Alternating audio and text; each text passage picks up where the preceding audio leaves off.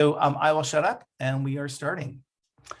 Welcome, everybody. I'm Father John Pettigo from Catholic Charities. We are joined today by local labor leader, activist, and now entrepreneur in his retirement and consultant, a political consultant, is Tony Alexander. He's a senior fellow from the American Leadership Forum, and he is also starting a consulting business, and so he'll talk a little bit about what that's all about.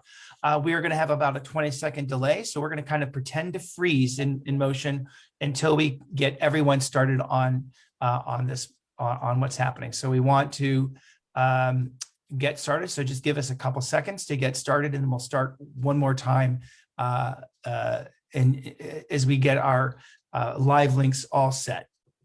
Okay. So just a second. Here we go.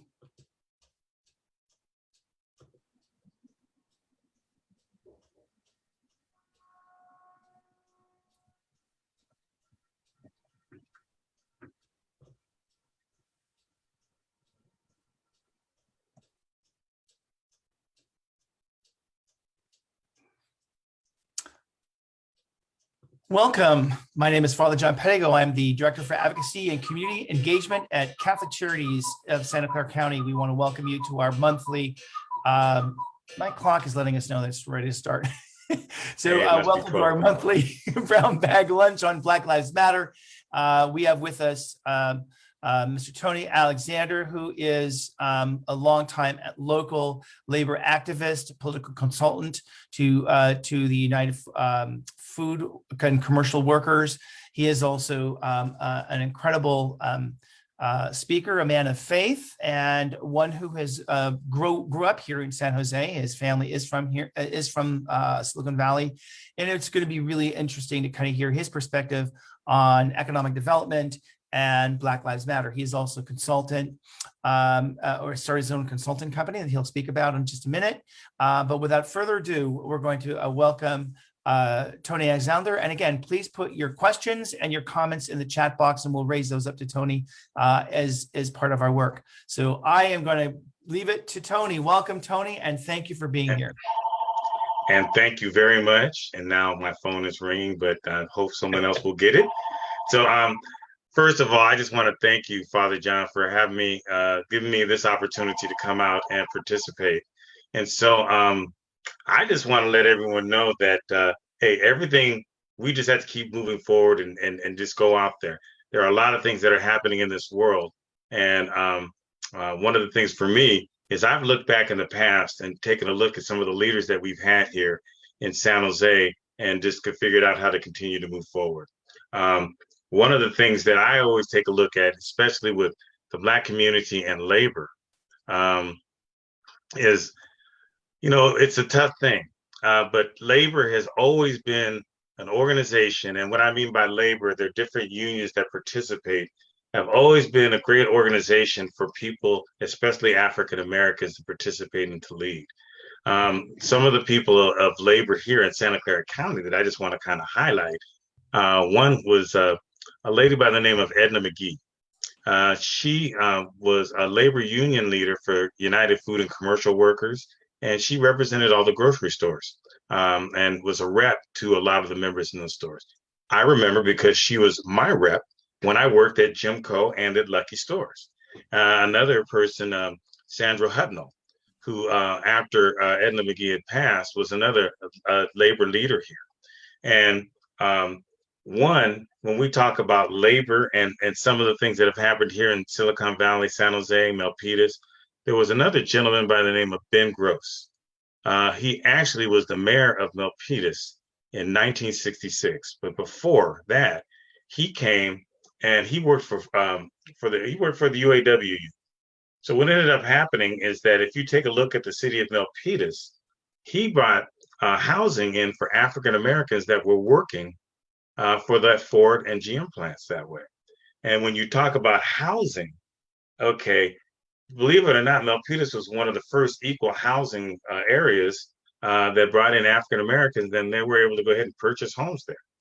because back in the day, and I used to be an NAACP president, and I read a lot of the history, and when it talks about housing, um, there was a former president by the name of Henry Gage, and he was working really hard with a number of the realtors here in the San Jose area because what was happening, uh, San Jose redlined also. And what I mean by redline, there were certain areas that African Americans couldn't move into here in San Jose. Can you imagine that? And this is in the 60s and 70s. Imagine that. And I was just telling Father John that the Mercury News published an article or an ad from a number of the community leaders here, religious, led by the Reverend C.W. Washington, to say, hey, um, San Jose is an equal opportunity city. It should be okay for everyone to go ahead and live here and participate. So those are some of the things that, that are brought up here, which are sometimes interesting. And then the other thing too, regarding labor and African Americans and why you see so many African Americans sometimes in labor, is that you start off with another person that did a national campaign, A. Philip Randolph. And A. Philip Randolph was the one that he was a sleeping car porter and was the one that led the March on Washington. Everyone thought that Martin Luther King was the one. Martin Luther King was the speaker at Washington, not the March of Washington, but A. Philip Randolph was the one that led that march and made sure that it happened in 1963. And he was a labor leader. And he brought along other people like Bill Lucy, who was the secretary treasurer of ASCME, the American Federation of County and Municipal Employees Union, nationally for a number of years. Also part of, if we look at, we'll go up a little bit up towards Oakland, a guy named C.L. Dellums was also part of the sleeping car porters and did a number of different things regarding that. So I just kind of want to throw out that because when it comes to, you take a look at labor in the Black community, there are a number of leaders that have participated.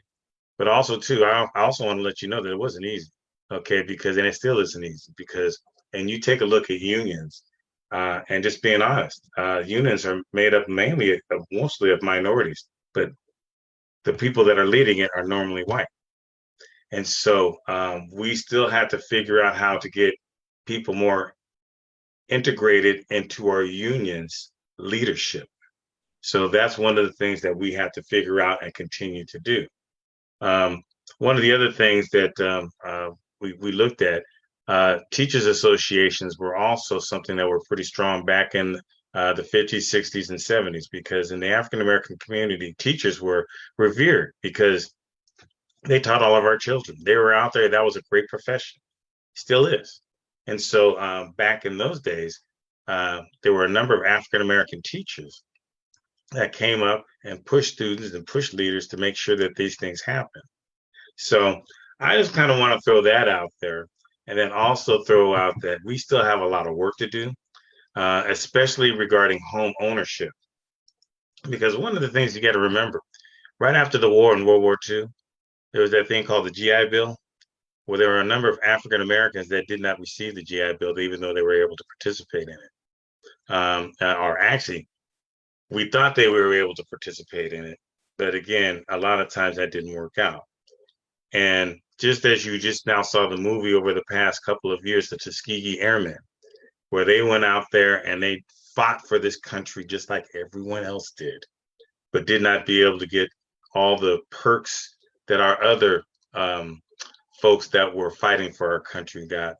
That's something that we have to continue to remember and figure out how we're going to go ahead and continue to right that wrong.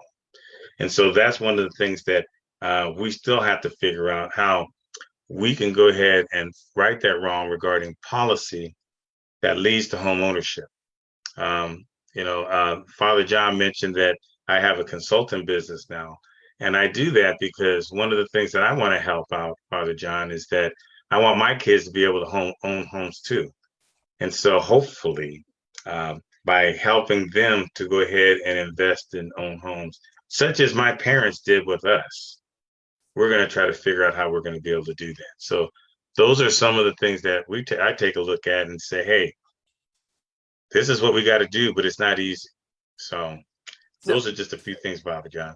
So Tony, that's a lot, and I'm hoping that you can kind of address a couple things that we want to zero in Sure. on. One is really looking at political power. The unions have been said to be really the place where the Black community can begin to really flex its presence. Civic engagement presence was really through unions. So I'd really be interested to hear, you talk a little bit about how political power through unions has really been helpful to keeping the Black community going. But at the same time, we watched as Black community began to rise in ascendancy. That was precisely the same moment that conservative forces were trying to destabilize unions. Yes. So as we start to reintegrate, as we start to integrate children into schools and we start to look at home ownership, that was as more Black folk were beginning to get homes because of union jobs, because the vast majority of Black ownership was through unions, I believe. What happened is that the destabilization of union jobs resulted in diminishing Black political power and their economic power and lowering attempts to lower civic engagement. So I would like to hear what you have to say about that. And then I'm going to circle back after that, if you don't mind. I have a question on our San Jose situation of single family homes, affordable housing that has no pathway to ownership. And just that if our policy of having single family homes, how does that help people who at this moment don't have homes? And it was very helpful at the time, post World War II, post Korean War, for getting Black folks into housing, but watching that not happen. Would also be interested. I know that you gave a talk on just the freeways, how freeways have determined home ownership with Highway 880, how this making it very small and hard for Black folks from the East Bay to penetrate all the way into Santa Clara County. That Milpitas, while it was opening up as a friendly to Black community, Fremont as a place friendly to Black community, they were seen as kind of like the stop, that they didn't want to have Blacks through the rest of the county. It would be really interesting for you to talk about that. So those are three things that I'm hoping that you can get into. First one, again, is about union power, political power.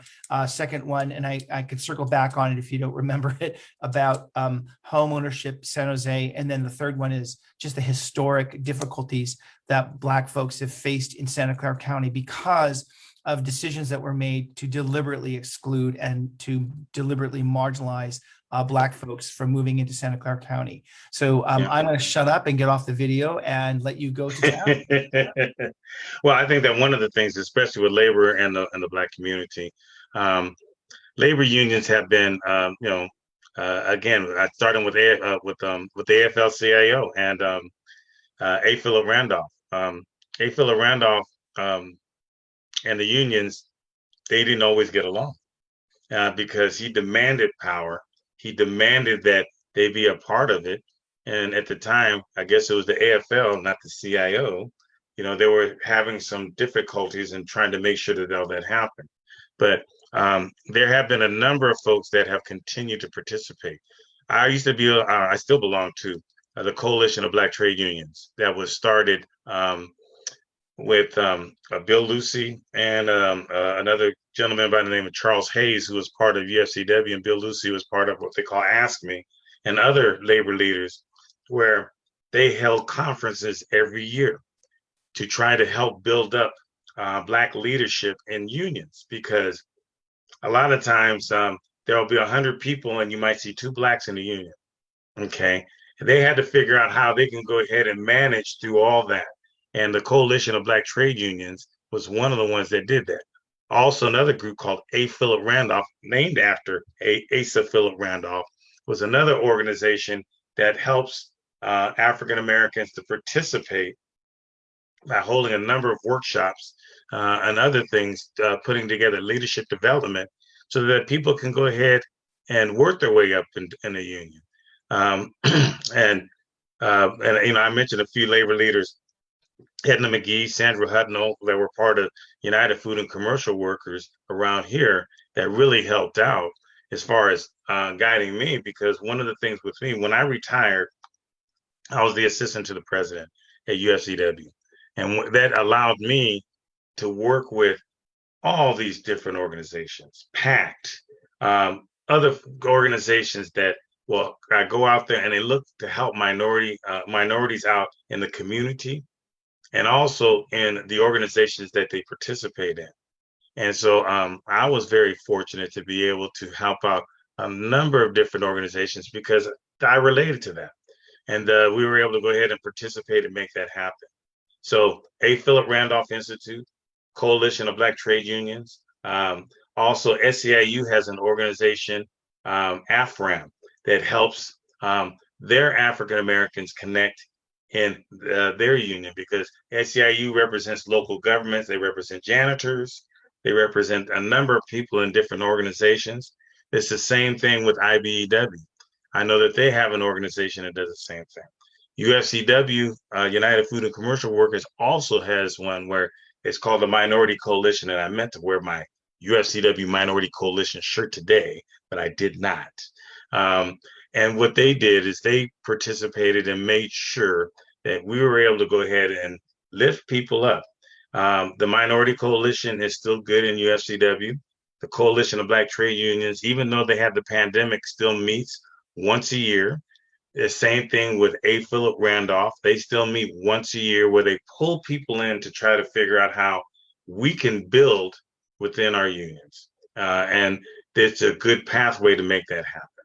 So that's one of the things that we're can continue to try to do is make sure that folks that are in unions, and a lot of times people don't take advantage of that. And you have to take advantage of it because if not, then you're just going to be left behind. So that's one of the things that a lot of these unions and a lot of these leaders in the unions are able to go ahead and push.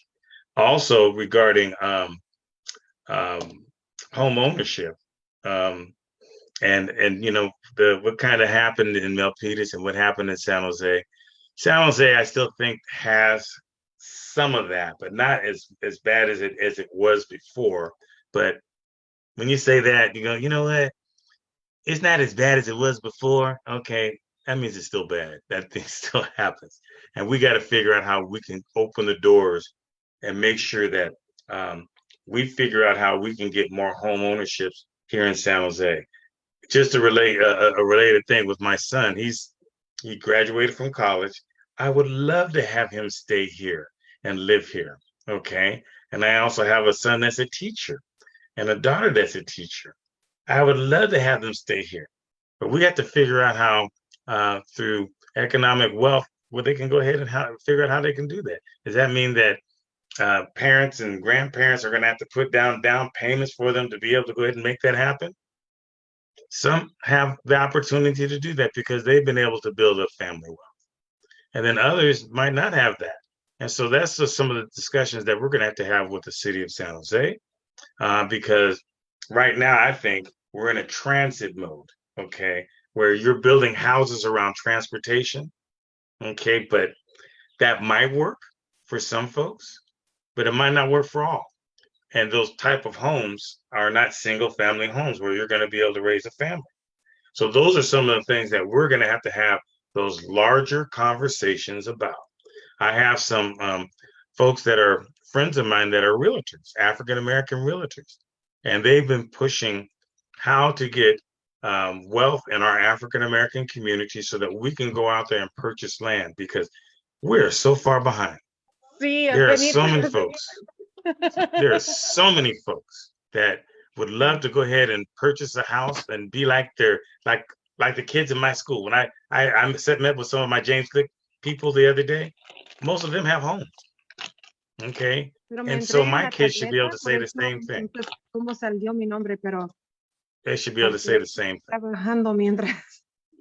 So that's some of the things that we're really taking a look at. We need to really revisit that. And also not just with African American families, but all families here in Silicon Valley. Tuve que escoger, porque también el mío aquí estaba, tuve que escoger Wi-Fi.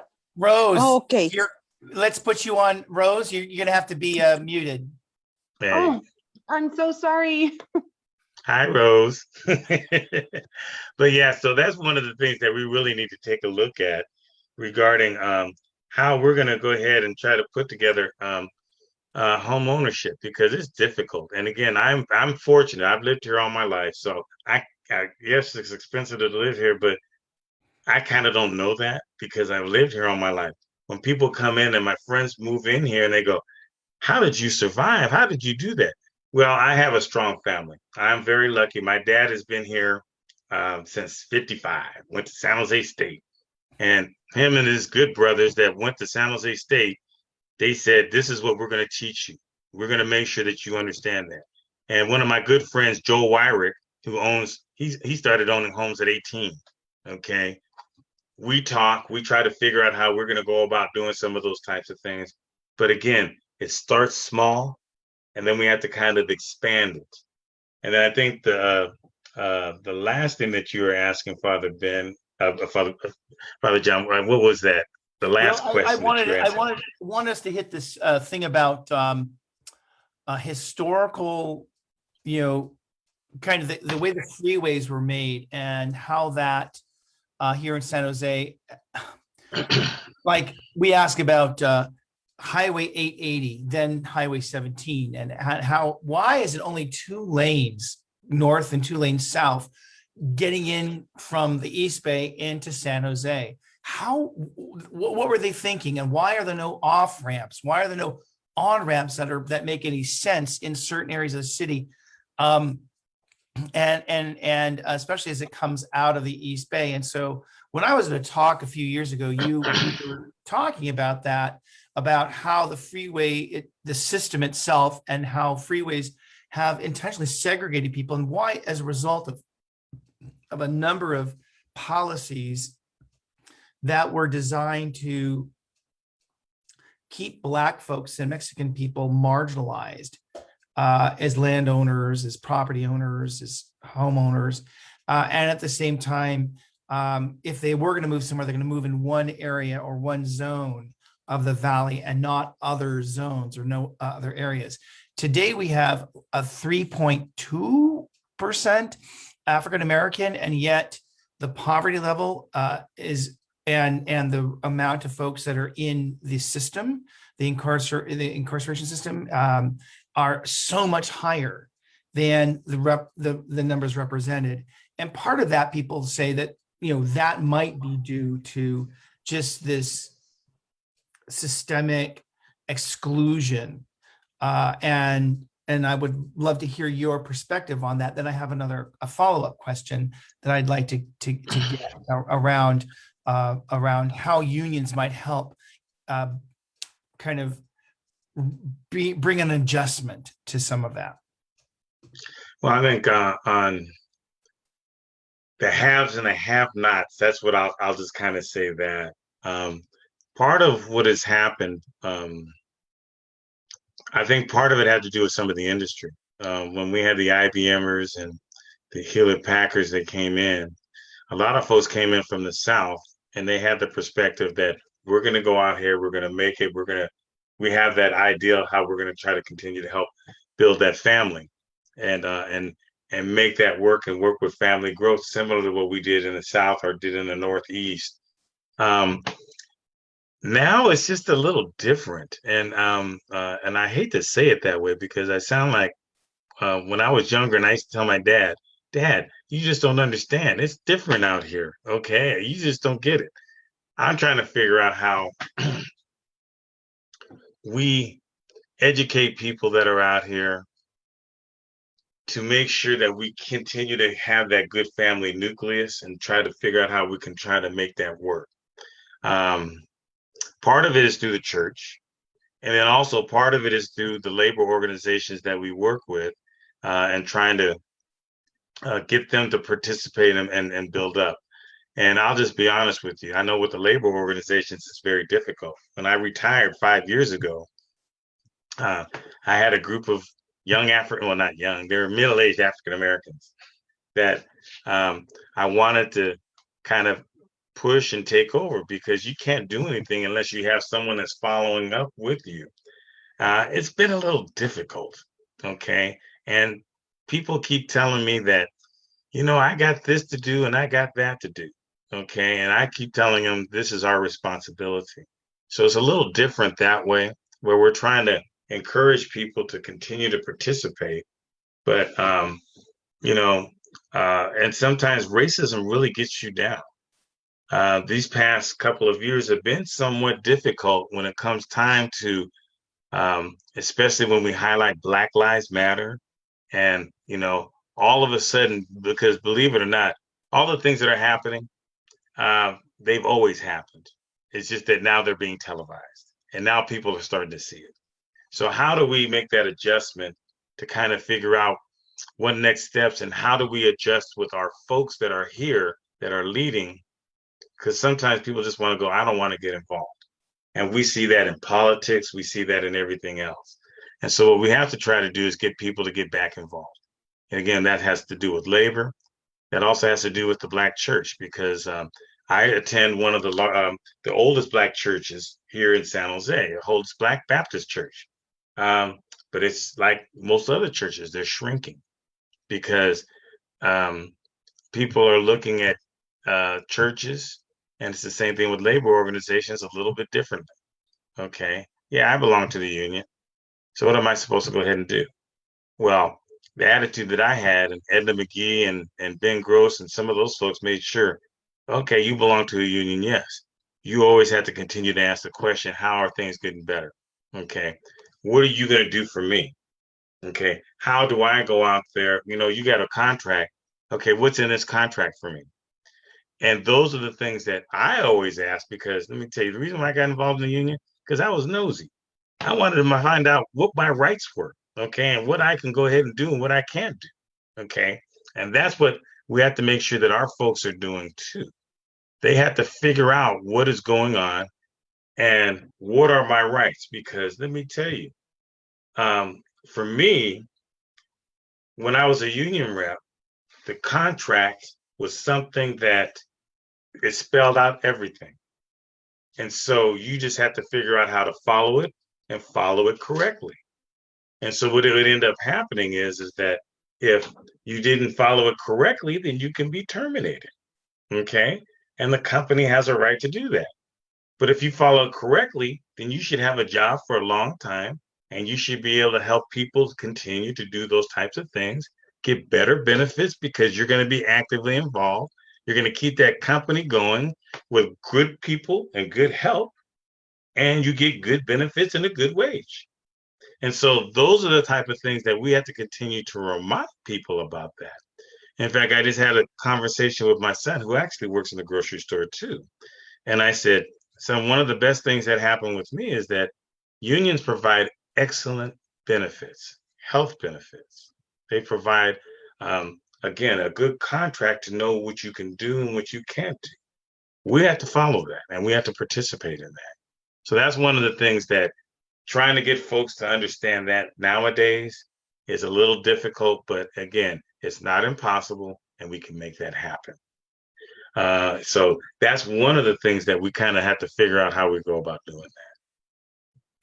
Yeah, I'm hoping that you could give a little bit, again, I just want to go back to that whole thing, the historical piece about why do we only have 3% African Americans here in the Valley, and what, was that a deliberate effort, and people speak about some of those things, and you've been here, you grew up here. So what do you have to kind of give insight into why is there such a low percentage of Black folks here in comparison to other parts of the Bay Area? I mean, now it's because of housing prices, or people are priced out of it.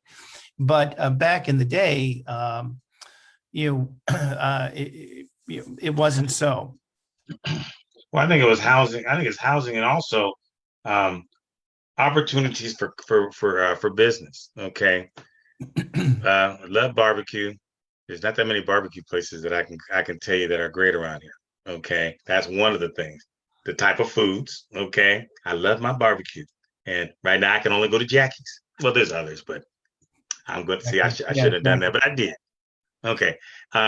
There's also barber shops. Okay, because barber shops are one of the businesses, and barber and beauty shops, you would always get, as my wife says, the tea of what's going on in the community.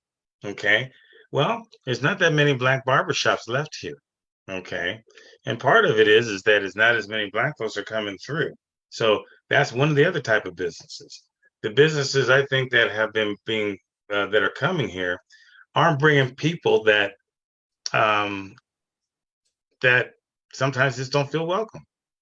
Okay, and you know what Silicon Valley did a number of years ago in San Jose in this area, they recruited engineers. Well, they went to the black colleges and they recruited engineers. They went to Tuskegee, they went to Alcorn State, they went to all those different universities and recruited. They're not doing that anymore.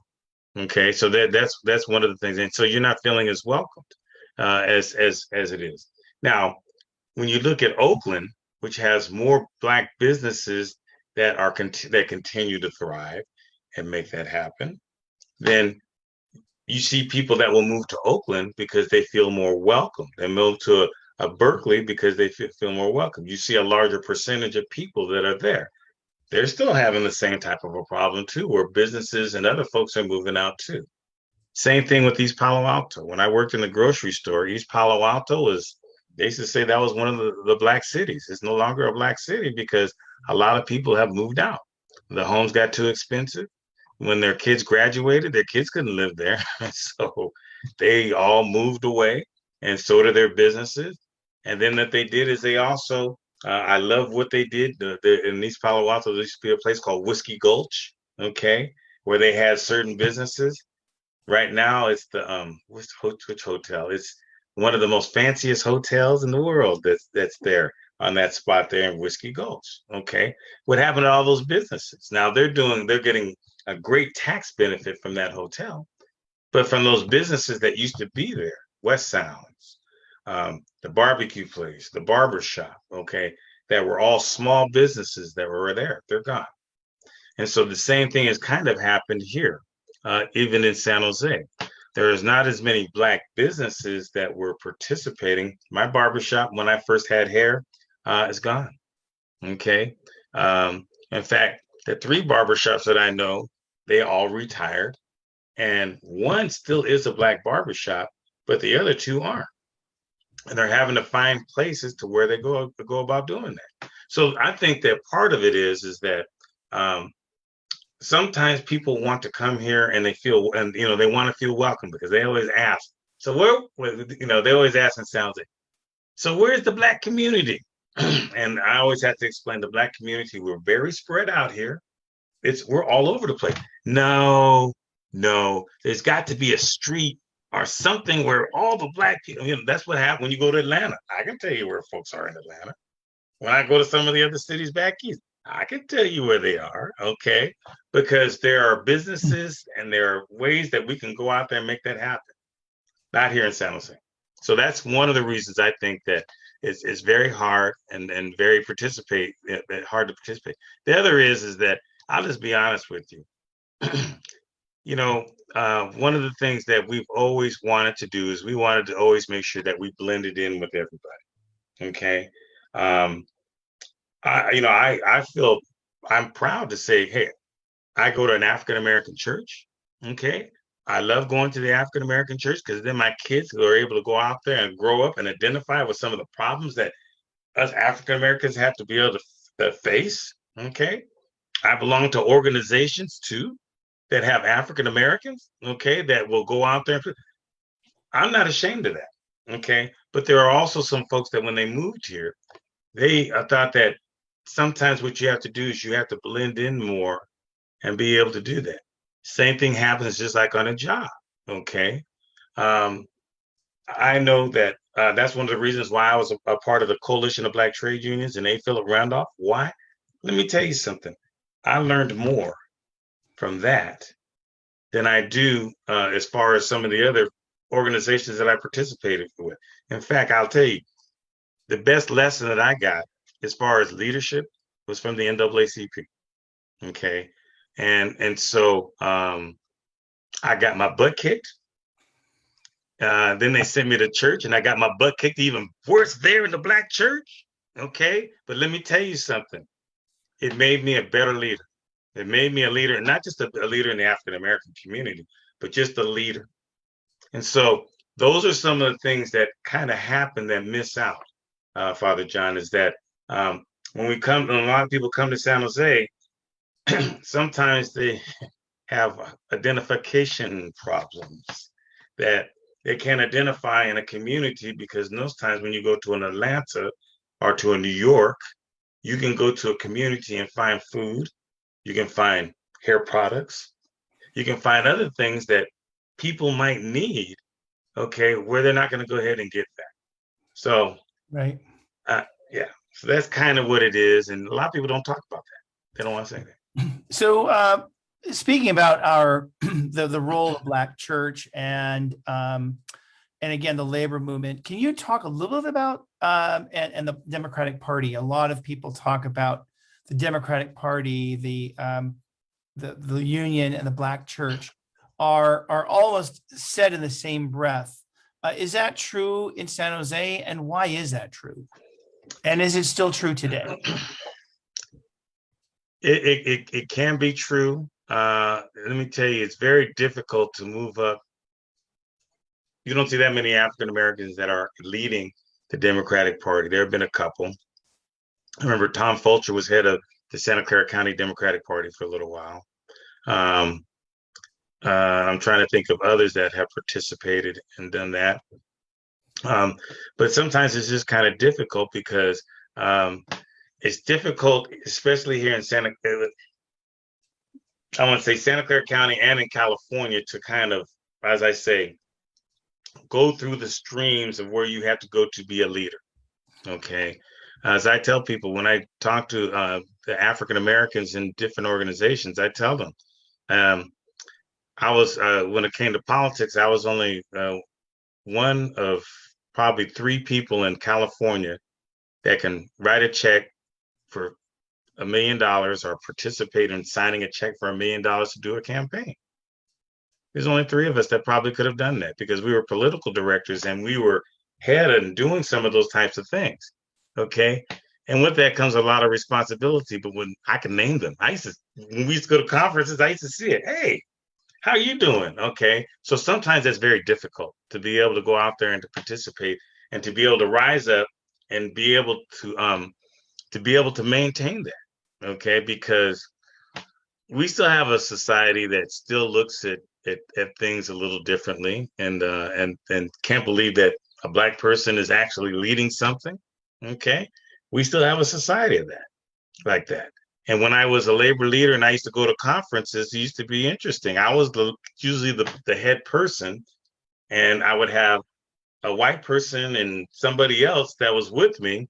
And the other leaders always used to go to the white guy next to me and start talking. And then the white guy would go, "You need to ask him. He's the one that's in charge." And then they went, oh, okay. Father John, that still happens. Okay. And that still happens to a lot of our leaders. And, and some people say that's very disrespectful. Okay. But, when we're out there leading, we just have to make sure that we continue to move forward and make things happen, even despite that. I still remember a guy when I was down in the Monterey area that I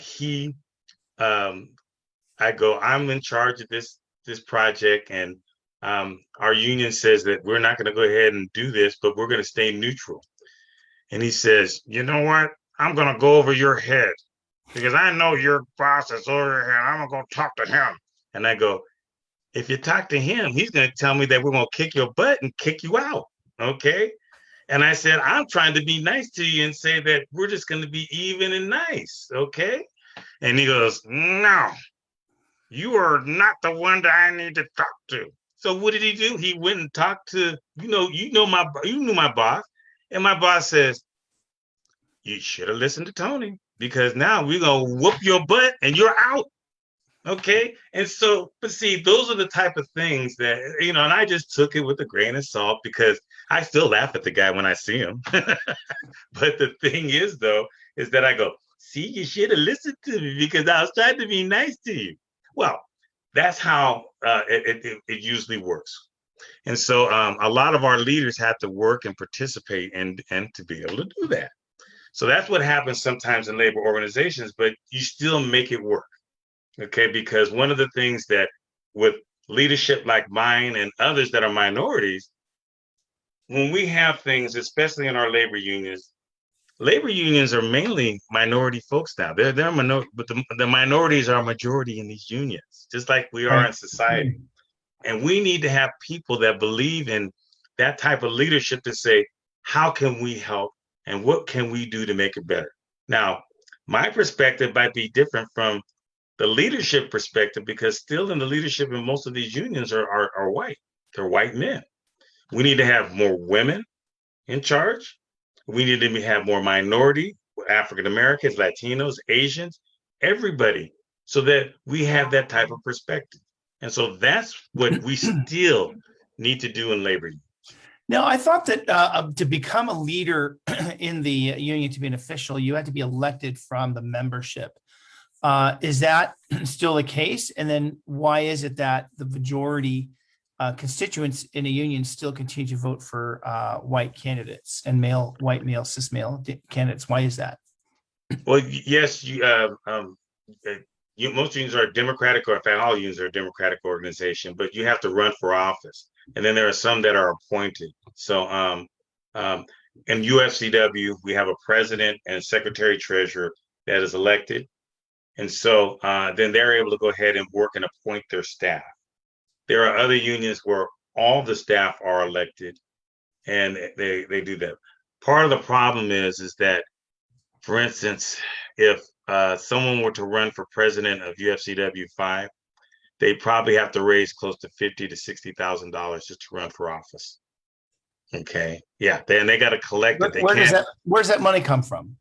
Members, Oh, okay. members, friends, relatives. Okay, no corporations. Okay, and so you can't have a sugar person that's going to say, "Hey, Father John, I'm gonna give you $50,000 just so you can go ahead and win." Illegal, can't do that. Okay, you have to collect money, and so sometimes it's very difficult, or you just put your own money in it. So there's not that many of them. So if I decide I want to run for president, you think I'm going to drop 50?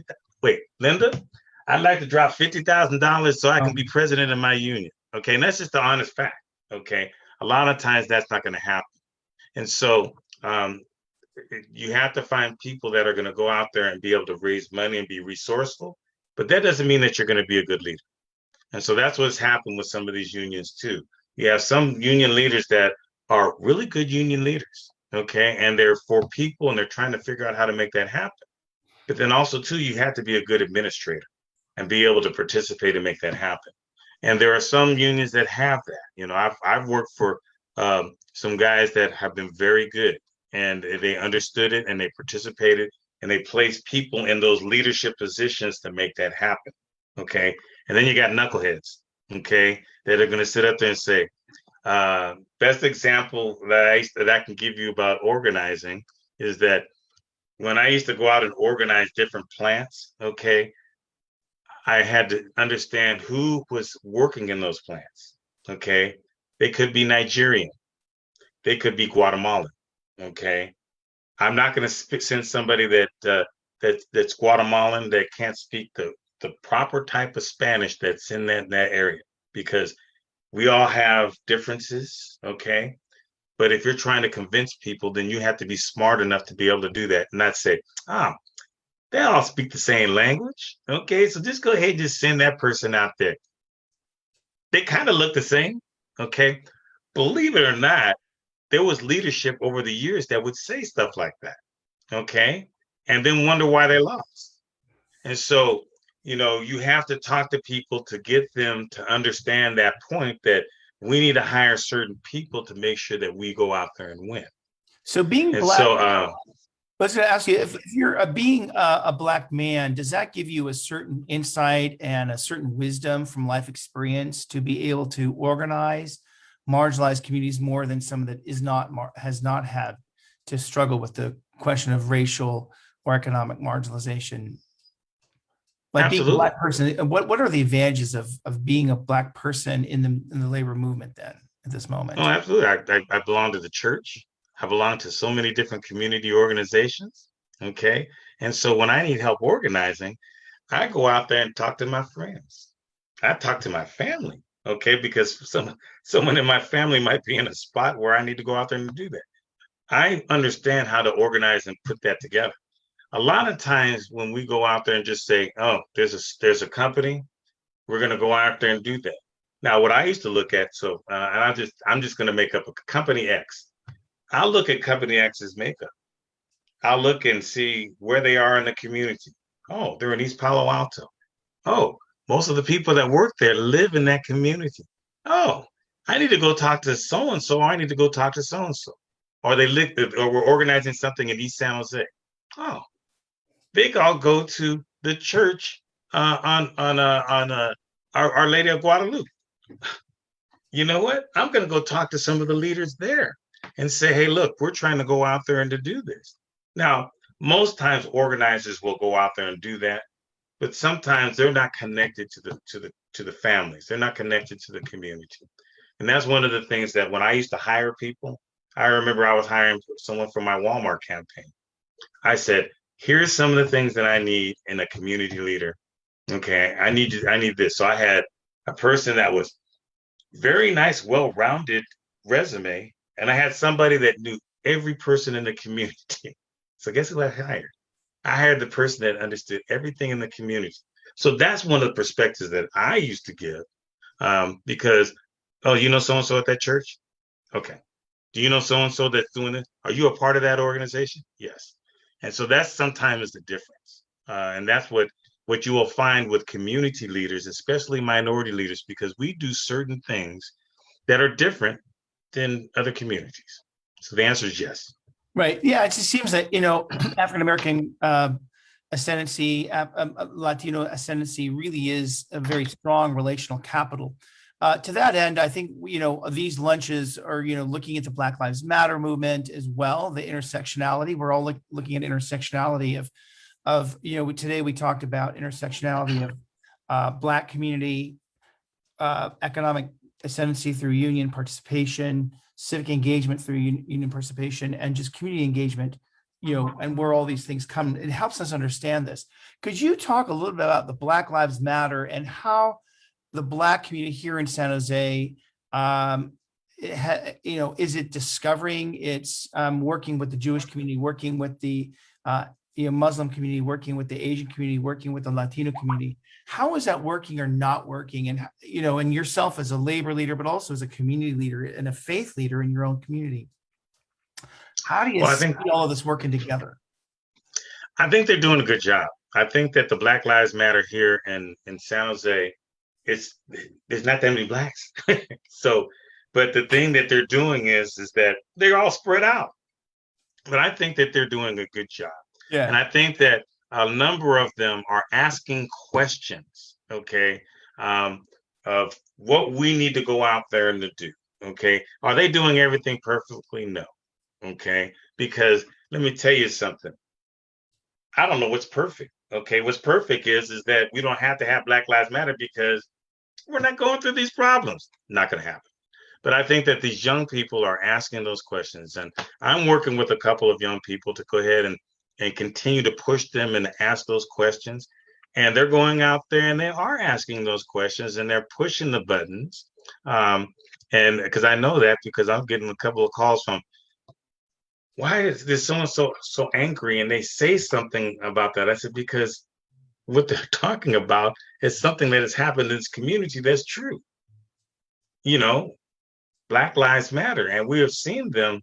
We've seen where people just don't understand where Black Lives Matter.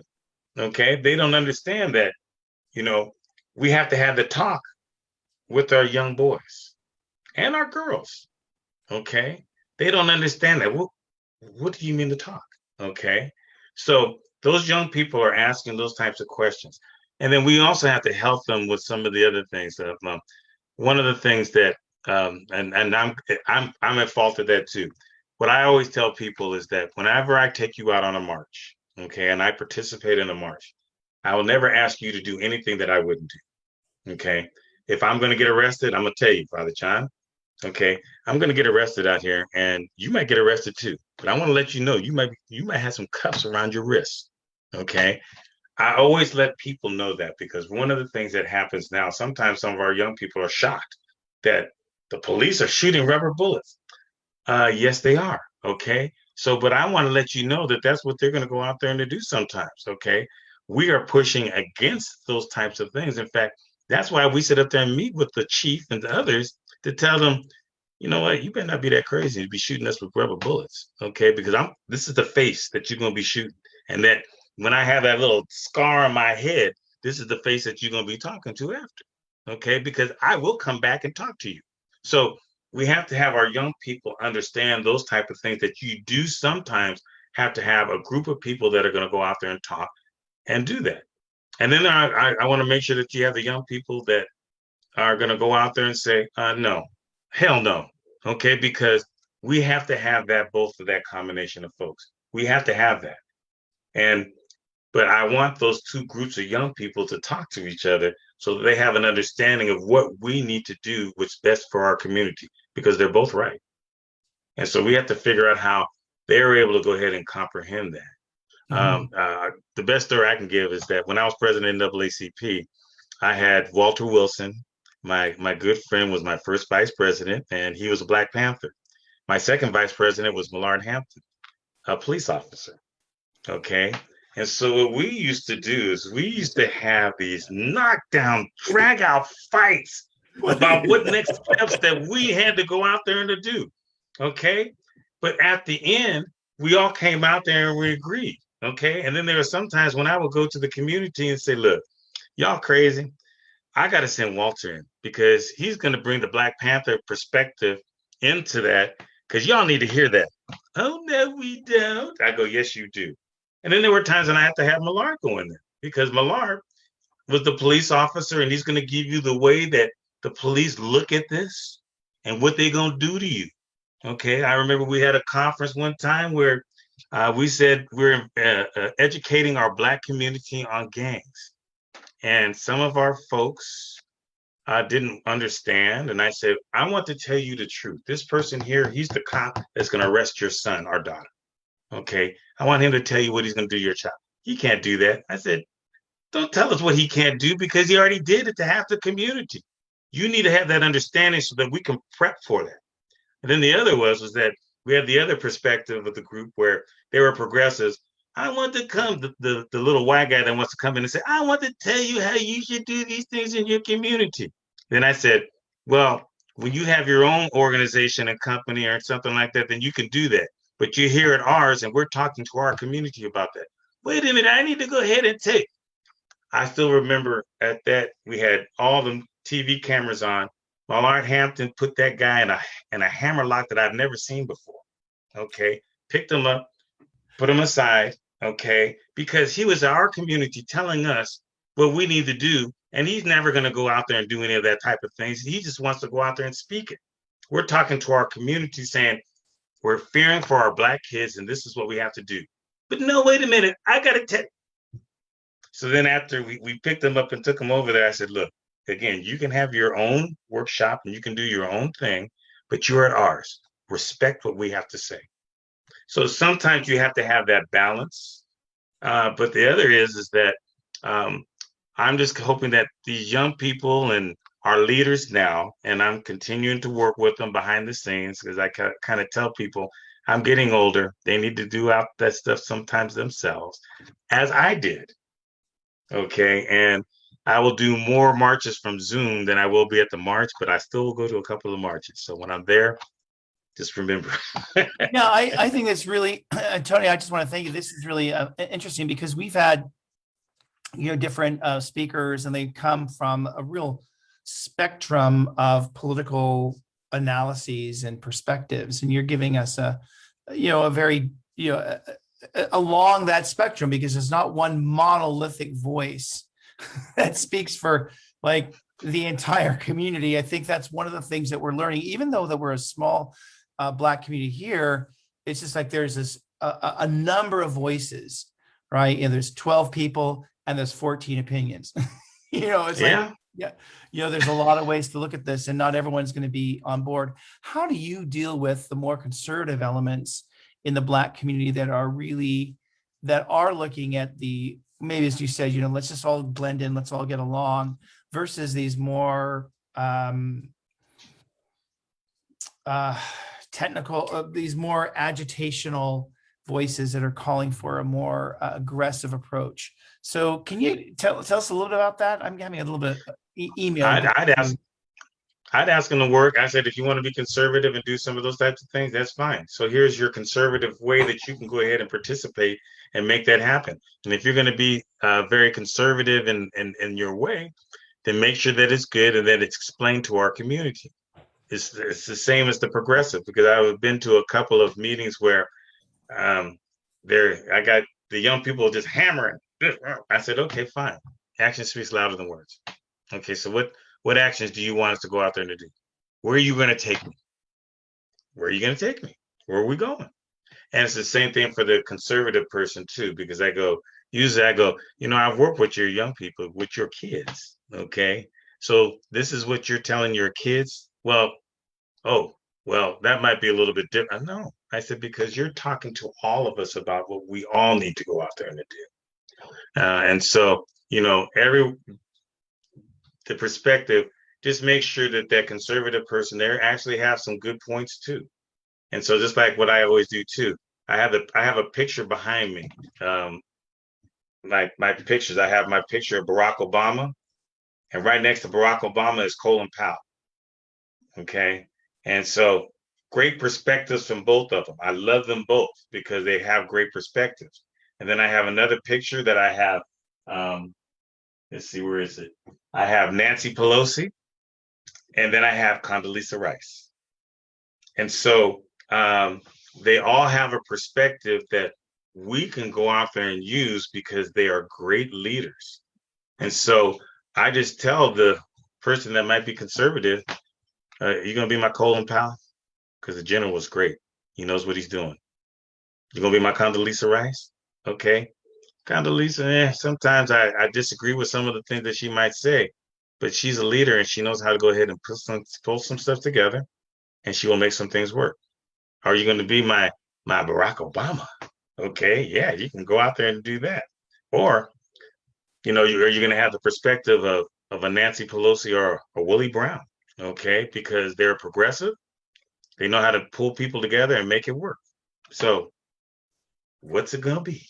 Yeah, well, Tony, I want to thank you. This is really great. I think that, kind of closing on that idea that, all voices are important within the Black community. There is certainly that diversity and also just even in the wider political scope and in the labor union. The whole idea is that it's not, we want democratic, say at the workplace, but at the same time, we're also dealing with we need to also management and the ownership of the company needs to thrive as well, because they have the way to give us the jobs, right? So it is in fact a dance. And I know that sometimes being in that place of convening people together for a conversation can be really hard. And you've done that so well for just the whole San Jose community. And I know certainly within the African American Black community here in Santa Clara County, that you have been a real fixture of leadership and inspiration to many generations. And you're not that old, but you've been around and you've seen a lot of stuff, and you have really been the godfather, as it were, the padrino for so many young up and coming folks.